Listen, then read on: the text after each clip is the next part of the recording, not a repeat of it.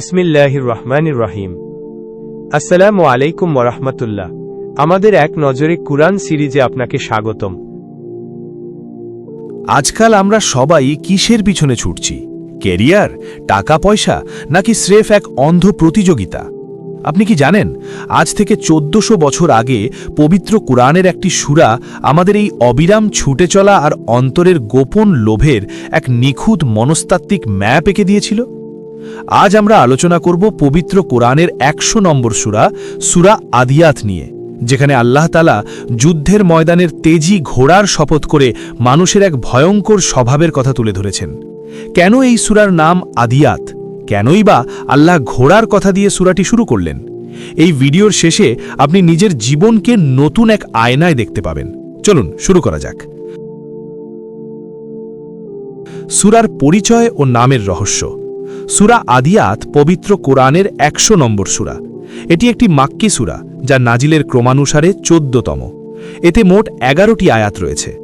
এই সূরার নাম আদিয়াত রাখা হয়েছে এর প্রথম শব্দ থেকে। আদিয়াত শব্দের অর্থ হল সেই সব ঘোড়া যারা দ্রুত বেগে শ্বাস ছাড়তে ছাড়তে ঊর্ধ্বশ্বাসে দৌড়ায়। মজার ব্যাপার হল, এই সূরার আরেকটি নাম আছে সূরা ফার্স, যার অর্থ স্রেফ ঘোড়া। কিন্তু আল্লাহ এখানে সাধারণ ঘোড়া না বলে আদিয়াত কেন বললেন? কারণ এখানে সেই একাগ্রতা আর গতির কথা বলা হয়েছে যা মানুষের স্বভাবের সাথে মিলে যায়। শানে নুজুল এবং নাজিলের প্রেক্ষাপট। এই সূরাটি যখন নাজিল হয় তখন আরব উপদ্বীপে চরম নৈরাজ্য বিরাজ করছিল। এক গোত্র অন্য গোত্রকে অতর্কিতে আক্রমণ করত, সম্পদ লুটতারাত ছিল নিত্য নৈমিত্তিক ব্যাপার। বিশেষ করে রাতের আঁধারে বা ভোরে ঘোড়া নিয়ে শত্রুর ওপর ঝাঁপিয়ে পড়া ছিল তখনকার বীরত্বের প্রতীক। মানুষ তখন পরকাল ভুলে কেবল দুনিয়াবী শক্তিতে মত্ত ছিল। এই চরম বিশৃঙ্খলার মধ্যে আল্লাহ এই সূরাটি নাজিল করে মানুষকে তাদের আসল গন্তব্যের কথা মনে করিয়ে দেন। সূরার সেগমেন্ট ও গতিপথ। সূরাটিকে আমরা 3টি প্রধান ভাগে ভাগ করতে পারি। প্রথম সেগমেন্ট আয়াত 1 থেকে 5। এখানে আল্লাহ সেই বিশ্বস্ত ঘোড়াগুলোর শপথ করেছেন যারা নিজের মালিকের জন্য জীবনের ঝুঁকি নিয়ে যুদ্ধের ময়দানে ঝাঁপিয়ে পড়ে। দ্বিতীয় সেগমেন্ট আয়াত 6 থেকে 8। এখানে মানুষের এক চরম সত্য তুলে ধরা হয়েছে, মানুষের অকৃতজ্ঞতা এবং সম্পদের প্রতি তার অন্ধ মোহ। তৃতীয় সেগমেন্ট আয়াত 9 থেকে 11। এখানে পরকাল এবং কবরের রহস্য উন্মোচনের মাধ্যমে সমাধানের কথা বলা হয়েছে। এই সূরার গতিপথ যদি লক্ষ্য করেন, দেখবেন এটি শুরু হয়েছে যুদ্ধের ময়দানের ধুলোবালি আর গতির মধ্য দিয়ে, আর শেষ হয়েছে কবরের নিস্তব্ধতা আর অন্তরের গোপন রহস্য প্রকাশের মাধ্যমে। মেজর থিম ও সেন্ট্রাল থিম। এই সূরার মূল বিষয়বস্তু বা সেন্ট্রাল থিম হল মানুষের অকৃতজ্ঞতা। আল্লাহ আমাদের বোঝাতে চেয়েছেন, একটি ঘোড়া সামান্য কিছু খাবারের বিনিময়ে তার মালিকের জন্য আগুনের স্ফুলিঙ্গ ছুটিয়ে যুদ্ধে যায়, জীবন দিতেও কুণ্ঠাবোধ করে না। অথচ মানুষ, আল্লাহ তাকে হাত, পা, চোখ, কান এবং অগণিত নেয়ামত দিয়েছেন, কিন্তু সে তার রবের প্রতি চরম অকৃতজ্ঞ।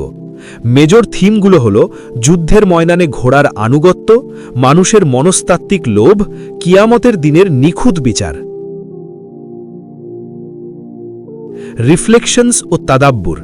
রিফ্লেকশনস ও তাদাব্বুর থেকে জানব কেন মানুষ অকৃতজ্ঞ হয়ে ওঠে, সম্পদ আসলে আমাদের জন্য কি, এবং কবরের ভেতর থেকে যখন আমাদের বের করা হবে তখন আসলে কি ঘটবে।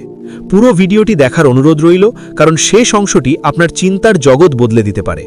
সূরা আদিয়াতের 6 ও 7 নম্বর আয়াতে আল্লাহ তাআলা সরাসরি বলছেন, নিঃসন্দেহে মানুষ তার রবের প্রতি চরম অকৃতজ্ঞ। একটু ভেবে দেখুন তো, আল্লাহ আমাদের চোখ দিয়েছেন, হাত দিয়েছেন, সুস্থতা দিয়েছেন, কিন্তু আমরা এই নেয়ামতগুলো ব্যবহার করে কার নাফরমানি করছি? আল্লাহই দেওয়া হাত পা দিয়ে আমরা গুনাহ করি, তারই দেওয়া বুদ্ধি দিয়ে মানুষকে ঠকাই। সবচেয়ে ভয়ঙ্কর কথা হলো, আল্লাহ বলছেন সে নিজেই এ বিষয়ে বড় সাক্ষী, অর্থাৎ হাসরের ময়দানে অন্য কারো সাক্ষ্য লাগবে না। আপনার নিজের অপরাধী অঙ্গগুলোই সেদিন আপনার বিরুদ্ধে কথা বলবে। সময় থাকতেই কি আমাদের তওবা করে ফিরে আসা উচিত নয়? এই সূরার 8 নম্বর আয়াতে আল্লাহ সম্পদকে খায়ের বা কল্যাণ বলে উল্লেখ করেছেন। অনেক সময় আমরা মনে করি ধার্মিক হতে হলে বোধহয় গরিব হতে হবে, কিন্তু ইসলাম কি তা বলে?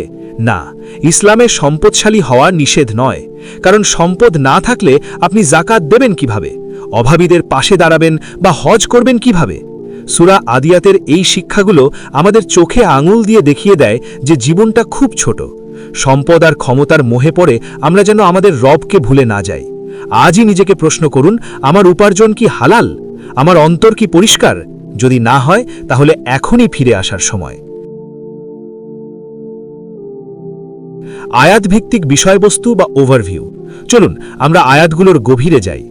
আয়াত 1 থেকে 8-এ আল্লাহ বলছেন মানুষ তার রবের প্রতি কানুদ বা চরম অকৃতজ্ঞ, আর সে নিজেই এর বড় সাক্ষী। আপনি খেয়াল করে দেখুন, আমরা যখন বিপদে পড়ি তখন আল্লাহকে ডাকি, কিন্তু সম্পদ আর সুখ আসলে আমরা আল্লাহকে ভুলে যাই। আমাদের সম্পদ অর্জনের তৃষ্ণা কখনো মেটে না। আয়াত 9 থেকে 11-তে আল্লাহ এক চরম সতর্কবাণী দিয়েছেন। তিনি প্রশ্ন করছেন, মানুষ কি জানে না যখন কবরের ভেতর থেকে সবাইকে জীবিত করে বের করা হবে এবং অন্তরের সবকিছু প্রকাশ করে দেওয়া হবে? আপনি কি লোক দেখানোর জন্য দান করেছিলেন নাকি আল্লাহর জন্য? সব সেদিন বের হয়ে আসবে। সূরার শুরু, শেষ এবং অন্যান্য সূরার সাথে সম্পর্ক লক্ষ্য করলে দেখবেন এর আগের সূরাটি ছিল সূরা জিলজাল, যেখানে পৃথিবী কেঁপে ওঠার কথা বলা হয়েছে, আর সূরা আদিয়াতে বলা হচ্ছে সেই কম্পনের পর মানুষের হিসাব নিকাশের কথা। আবার এই সূরার শুরুতে আছে ঘোড়ার খুরের আঘাতে আগুন জ্বলে ওঠার দৃশ্য, আর শেষে আছে কবরের রহস্য উন্মোচনের দৃশ্য। অর্থাৎ দুনিয়ার চাকচিক্য আর ছুটোছুটি শেষ পর্যন্ত কবরের নিস্তব্ধতায় গিয়ে ঠেকবে, এটাই রূঢ় বাস্তবতা। সূরার cause and effect. Nabi Karim সাল্লাল্লাহু আলাইহি ওয়াসাল্লাম এই সূরা সহ মুফাসসাল সূরাগুলোকে অত্যন্ত গুরুত্ব দিয়েছেন, কারণ সম্পদের প্রতি অতিরিক্ত ভালোবাসা। ইফেক্ট, ফলাফল, আল্লাহ থেকে দূরে সরে যাওয়া এবং অকৃতজ্ঞ হওয়া। ঘোড়া যদি তার মালিকের এত অনুগত হতে পারে, তাহলে সৃষ্টির শ্রেষ্ঠ জীব হয়ে আমরা কেন আমাদের স্রষ্টার অবাধ্য হব? সম্পদের মোহ যেন আমাদের অন্ধ না করে দেয়। ফজিলাত এবং আমাদের জন্য শিক্ষা। সূরা আদিয়াতের 8 নম্বর আয়াতে আল্লাহ তাআলা এক অসাধারণ শব্দ ব্যবহার করেছেন। তিনি সম্পদকে খায়ের বা কল্যাণ বলে উল্লেখ করেছেন। এখান থেকে আমরা একটি বড় জীবনমুখী শিক্ষা পাই।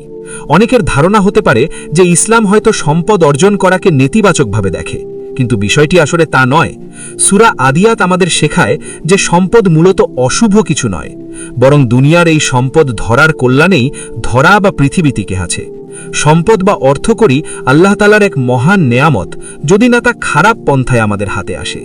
সম্পদ মূলত খারাপ কিছু নয়।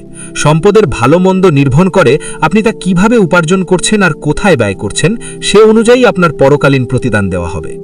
ইসলাম আমাদের সম্পদশালী হতে নিষেধ করে না, বরং চিন্তা করে দেখুন, আপনার কাছে যদি সম্পদ না থাকে তাহলে হজ কিংবা জাকাতের মতো ফরজ ইবাদতগুলো আপনি কিভাবে পালন করবেন? অভাবীদের দুঃখ মোচন করা কিংবা দিনের প্রচার প্রসারের কাজের তো অর্থকড়ির প্রয়োজন। তাই আমাদের উচিত সৎ পথে উপার্জন করা এবং ভালো কাজে ব্যয় করা। তবে খবরদার, হারাম পথে এক পাও এগোবেন না, কারণ সেই হারামের মোহ কিয়ামতের দিন আপনার জন্য ধ্বংস অনিবার্য করে তুলবে। বন্ধুগণ, সূরা আদিয়াত আমাদের মনে করিয়ে দেয় জীবনটা কেবল এক অন্ধ দৌড় নয়। একদিন এই দৌড় থামবে, আমরা ফিরে যাব সেই মাটির ঘরে। আজই সময় নিজের অন্তরকে পরিষ্কার করার। আপনার কাছে এই ভিডিওটি কেমন লাগলো? সূরা আদিয়াতের কোন বিষয়টি আপনাকে সবচেয়ে বেশি ভাবিয়েছে তা কমেন্টে জানান। ভিডিওটি ভালো লাগলে শেয়ার করুন এবং এই ধরনের আরও কোরআনিক আলোচনার জন্য আমাদের চ্যানেলটি সাবস্ক্রাইব করে রাখুন। আসসালামু আলাইকুম ওয়া রাহমাতুল্লাহ।